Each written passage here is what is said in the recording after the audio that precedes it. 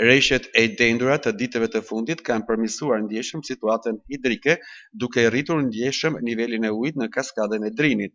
Sipas të dhënave zyrtare, liçeni i Tjerëzës është rritur me rreth 5 metra, duke mbërritur në një kohë mbi 260 metra mbi nivelin e detit. Prurjet në këtë periudhë kanë arritur mbi 700 metra kub ujë në sekond, çfarë ka sjellë një rritje të ndjeshme të rezervave hidrike në bazenin më të madh ujëmbledhës të kaskadës së Drinit. Rritja e ujrave ka bërë që rrenojet e qytetit të vjetë të Kusit që kishin dalë në sipërfaqe si një kujtesë e heshtur e së shkuarës të zhduken sërish nën ujë.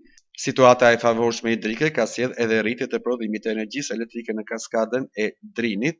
Kooperativa Elektroenergjike Shqiptare ka zhvilluar një procedurë për shitjen e energjisë në tregun rajonal, nga e cila ka përfituar mbi 1 milion euro. Ky është një tregues pozitiv për sistemin energjetik vendas, që tradicionalisht përfiton gjatë sinës së vjeshtës, periudhë kur rreshtet dhe prurjet në lumen janë më të larta.